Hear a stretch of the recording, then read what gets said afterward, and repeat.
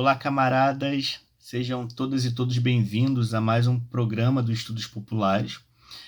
Gostaríamos de começar esse programa pedindo desculpas pelo grande intervalo entre o primeiro e o segundo episódio. Tivemos alguns problemas técnicos aí ao longo dessas últimas semanas, mas esperamos que isso não ocorra novamente. E eu espero que todos e todas estejam bem, mesmo diante desse caos que nós estamos vivendo. Bom, nesse segundo episódio dos Estudos Populares, né, onde a gente está tratando de O Livro dos Espíritos, nós vamos falar do item 2 da introdução de O Livro dos Espíritos. Kardec, nesse item 2, ele fala especificamente, né, de 3 termos, né? Alma, princípio vital e fluido vital.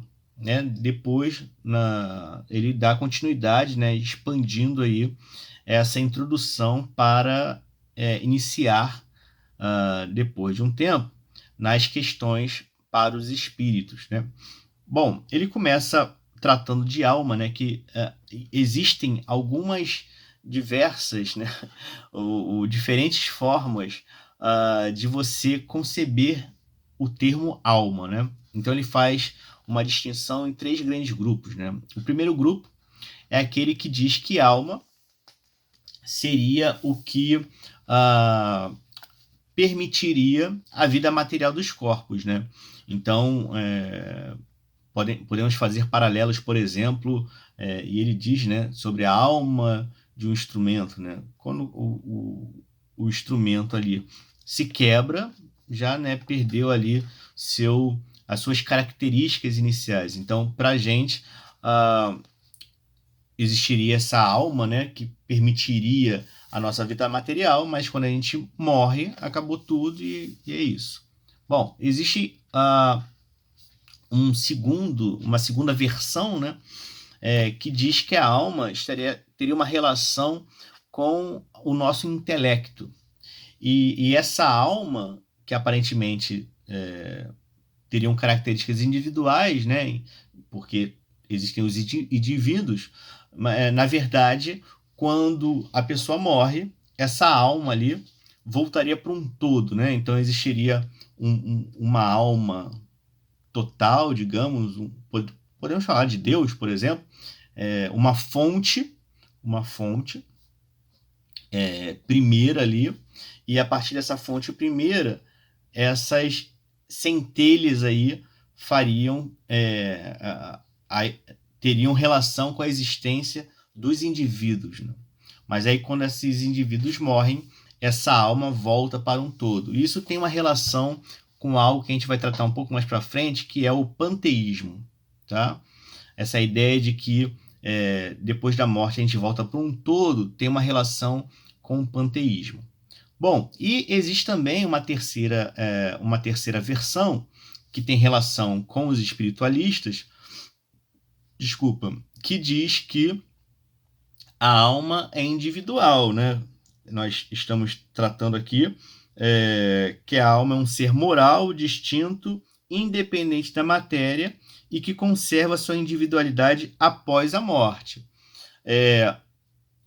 A ideia do panteísmo, a gente pode dizer que também é espiritualista, porque a alma ali, não necessariamente essa segunda versão que a gente falou, né, que volta para um todo, mas a ideia do panteísmo também é uma versão espiritualista, porque existe uma alma que é independente da matéria, mas só que na versão panteísta, essa alma volta para um todo. Após a morte, não há individualidade. Mas a nossa versão espiritualista, né, que é a espírita, vamos lembrar lá do item 1 que a gente tratou no programa passado, né? O espiritismo é uma doutrina espiritualista, tá? É um conjunto o espiritismo é um conjunto menor dentro de um conjunto maior, que é o espiritualismo, tá? Então, o panteísmo também é uma versão espiritualista. Só que, diferentemente do espiritismo, no panteísmo, a alma após a morte, né, do corpo físico, perde a individualidade. No espiritismo, não. A gente permanece com a nossa individualidade, né? com os com os nossos medos, com os nossos anseios, nossas características positivas, enfim, a gente permanece igual ao momento que a gente desencarna, tá? Então, essa é a terceira versão aí, a terceira forma de vislumbrar o que seja a alma. E a gente vai ver ao longo dos estudos que o Espiritismo trata, sim, a alma como algo individual, antes e após a morte do corpo físico, tá? Então, assim, eu sei que, e Kardec trata disso também, que os termos, né, eles podem confundir mais do que auxiliar. Então, por isso que é importante a gente definir bem do que a gente está falando, né? Olha só, quando eu falar de alma, dentro dos estudos espíritas, eu estou dizendo isso aqui. Porque, por exemplo, pode chegar alguém querendo estudar o espiritismo, ir numa reunião, enfim, coisas assim, mas não ter o conhecimento espírita. Então ela vem com uma ideia diferente de alma. E quando a gente escuta, quando essa pessoa vai nos estudos espíritas, com aquelas ideias, ela vai escutando alguém que está conduzindo o estudo falar sobre alma, só que ela não está com a mesma ideia daquele que está conduzindo o estudo. Então, por isso que é interessante definir bem do que a gente está falando, né? Do que a gente está falando. Então, por exemplo, quando a gente vai ler alguns filósofos e eles falam, por exemplo, de espírito, não necessariamente eles estão falando da mesma concepção espírita. Então a gente precisa entender do que eles estão falando, né? E beleza, então a gente falou do que é a alma ali para o espiritismo, né? Falamos dos três tipos ali, de como a gente pode conceber alma, e a gente já definiu que no espiritismo a alma, na verdade, é a causa e não efeito. Então a gente vai ver para frente que nós somos uma alma, nós somos um espírito.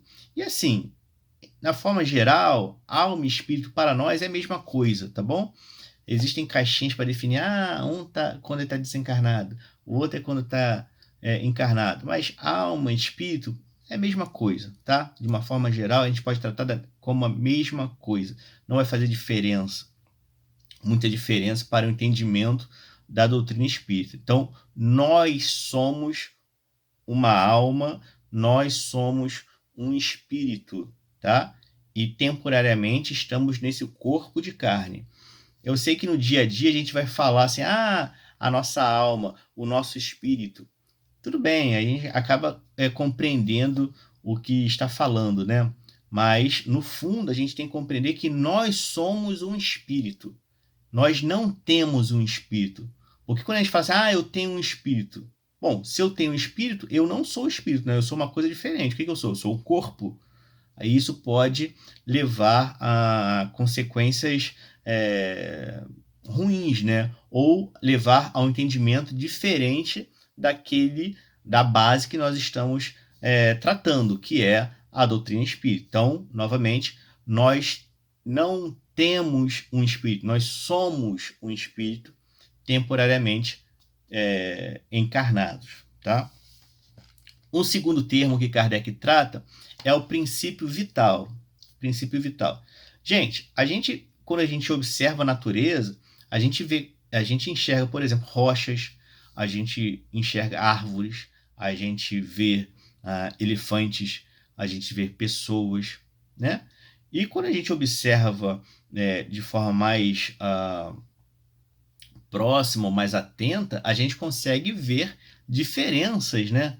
Entre a rocha, entre o elefante, entre uma cabra, entre uma pessoa, entre uma outra pessoa. A gente vê diferenças.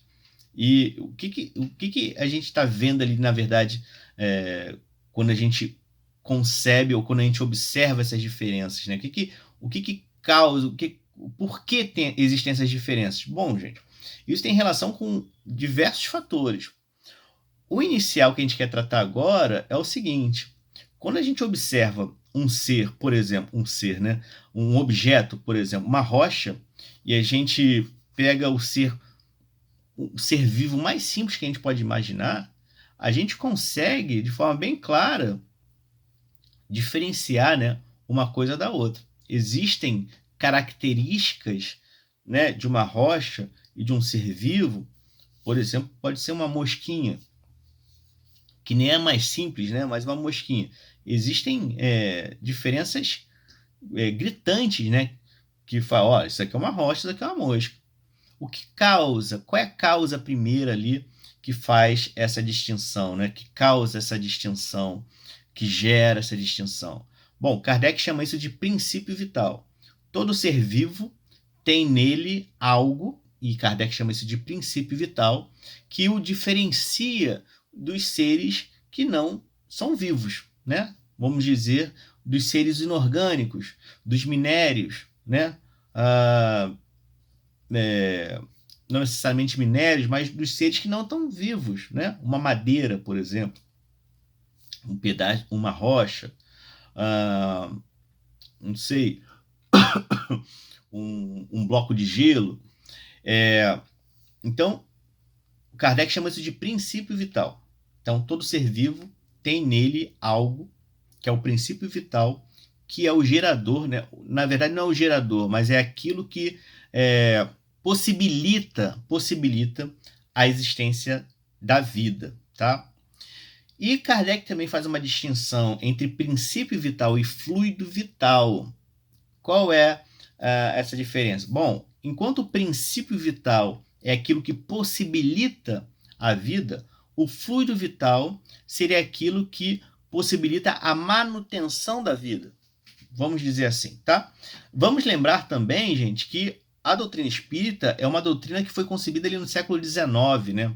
Então, o termo fluido, além de ser também um resquício dos magnetizadores, né, de Mesmer, enfim, e todo mundo que veio antes de Kardec, mas ali no século XIX, o termo fluido era muito utilizado para, por exemplo, falar sobre magnetismo, eletricidade. Então a gente vai ver lá o fluido elétrico, o fluido magnético. O termo fluido, na doutrina espírita, é utilizado para várias coisas diferentes. E ao longo dos nossos estudos a gente pode aprofundar nesses termos, digamos, mais técnicos, né? Mas aqui é só apenas uma introdução, a gente só está começando as nossas conversas.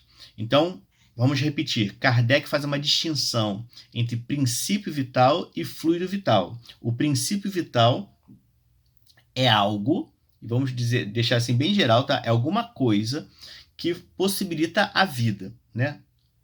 Seres vivos, tá? E o fluido vital seria aquilo que possibilita a manutenção dessa vida, tá? A gente não vai aprofundar nesses termos agora. Depois, lá para frente, eu vou trazer até uma conversa um pouco mais técnica, trazendo uma bioquímica, mas tentando falar de uma forma bem tranquila, nada muito que afaste, né? Mas trazendo de uma forma bem próxima de todo mundo aí, para a gente aprofundar nesses termos também, tá? Então, falamos sobre alma, falamos sobre princípio vital, falamos sobre o fluido vital. Uma coisa interessante, gente, que Kardec fala no final do item 2, ele apresenta ali algo muito, muito, muito rico, né? De uma forma bem simples, porque também é uma introdução. Ele diz o seguinte, gente, olha só, a vitalidade, né? Não a vitalidade, mas o princípio vital é algo que está nos seres vivos como um todo, tá? Então, por exemplo, uma rocha não tem princípio vital, mas o princípio vital tem num elefante, tem numa árvore, tem numa pessoa, tá? Num ser humano, porque os três ali estão vivos, tá? Agora, enquanto o princípio vital tem numa árvore, tem num elefante e tem numa pessoa, existe algo que é um intelecto, né? Um intelecto que não tem na árvore. As árvores não pensam, tá? Mesmo que haja um movimento aí, né, da inteligência das árvores e tal, é algo puramente químico, né? É alguma coisa química e tal. E, assim, na visão espírita, a gente pode até pensar que existem espíritos ou alguma coisa fora da matéria conhecida, né, que cuide ali, ajude nesse processo como um todo. Mas isso também a gente vai falar um pouco mais para frente, tá bom? Mas, assim, levando em consideração o conhecimento da Terra, as ciências aqui da Terra, as arvorezinhas não pensam, tá? As plantinhas não pensam, tá? Então, o intelecto, ele apareceria ali nos animais, né? Alguma coisa rudimentar, né? Isso está claro para a gente, né? Que os animais ali têm alguma coisa intelectual, né? Porque eles aprendem, tal, repetem, enfim, existem diversos experimentos ao longo dos anos mostrando rudimentos ali do intelecto nos animais, tá? E o homem, ali na doutrina espírita, né, mostra-se como algo também distinto. Existe alguma coisa no homem diferente de quando a gente olha, por exemplo, nos animais, né? Mesmo a gente imaginando um animal o mais próximo dos homens, né, e o homem mais simples possível, né, mais bruto e tal, existe alguma coisa diferente, né? Então, existem processos ali entre uma etapa e outra, né? Levando em consideração que a gente passa por tudo isso, né? A gente entre aspas, tá? Mas existe um processo aí que liga desde os seres ali minerais, inorgânicos, enfim, até o homem, né? Há dentro do movimento espírita, há dentro da doutrina espírita, desculpa, uma ideia que indica que há esse caminho, e a gente vai falar disso também mais para frente, mas existem etapas ali, e entre essas etapas existem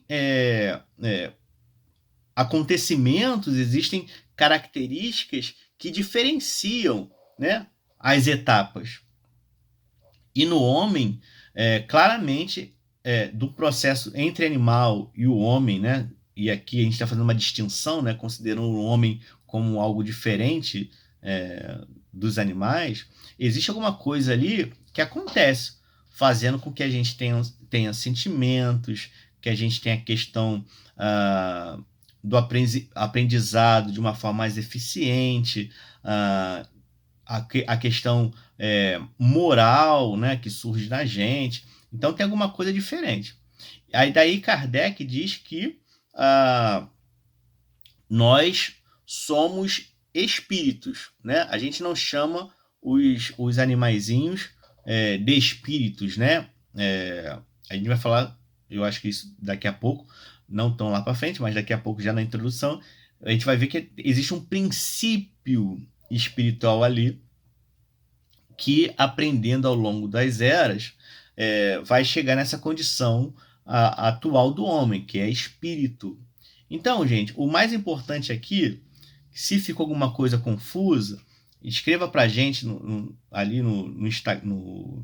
Pode ser no Instagram também, pode ser no Facebook, mas no YouTube, que a gente volta nesses assuntos ou comenta, né, respondendo algumas dúvidas. Mas o mais importante é mostrar que existe todo o encadeamento, né, na criação divina. E é interessante também que, mesmo a gente não entendendo como que se dá isso daí, a gente não pode ficar estagnado dizendo: gente, a gente não sabe disso, então deixa para outra vida. Está escrito em Kardec, já é suficiente para eu entender a criação de vida. Não é, não é. Kardec, não só na introdução, mas como em toda sua obra, faz apenas um início ali, né? É um início de um conhecimento que liga as ciências atuais com aquelas que provavelmente vamos descobrir ao longo dos anos ali, tanto aqui na matéria quanto no plano espiritual.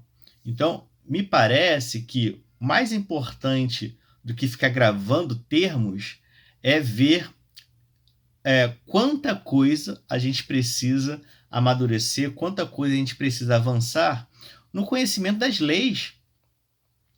A gente está descobrindo as leis da matéria, né? Falta ainda muita coisa para a gente compreender das leis do espírito como um todo.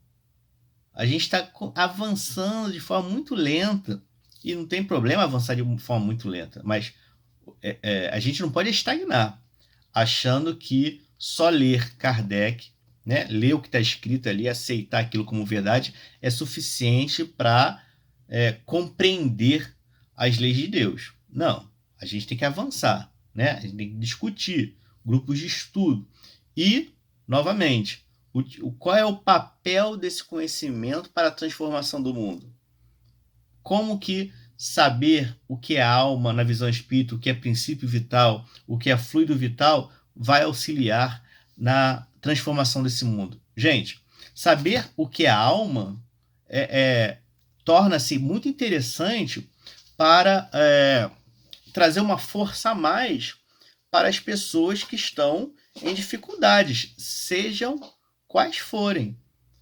Porque isso fortalece a vontade de viver, fortalece a vontade de transformar a vida, fortalece a vontade de transformar o microcosmo em torno desse indivíduo.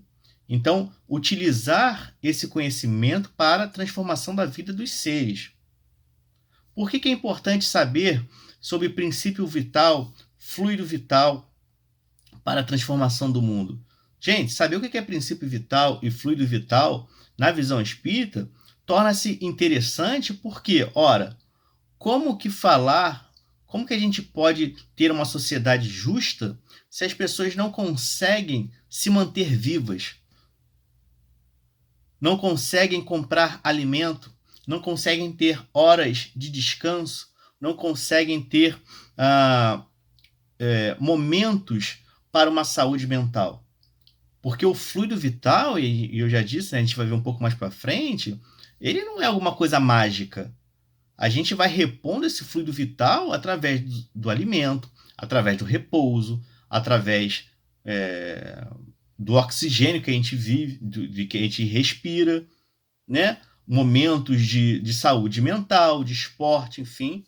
Tudo isso é uma reposição desse fluido vital. A gente tinha uma visão assim meio distorcida, né? Que como se a gente tivesse um depósito de fluido vital e é isso, né? Claro que não, gente. Ora, se a gente não comer, a gente vai morrer. Se a gente não beber água, a gente vai morrer. Então a gente precisa, se a gente ficar dentro de condições insalubres, com o tempo a gente morre. Se a gente não morrer, a gente fica com a mente perturbada, a gente fica limitado. Então, como avançar no crescimento intelectual, no crescimento moral, se a gente não tem condições básicas? Então, até esses assuntos mais técnicos da doutrina espírita podem ser utilizados para refletir maneiras de transformação do mundo. Bom, é isso, gente. Eu espero que vocês tenham gostado. Mais uma vez, é uma felicidade de estar aqui com vocês. Eu espero que estejamos todos conversando, debatendo. Eu peço para que vocês curtam. Eu peço também que vocês compartilhem esse vídeo, dialoguem comigo e até a próxima segunda-feira. E é isso. Tchau, tchau. Um abraço.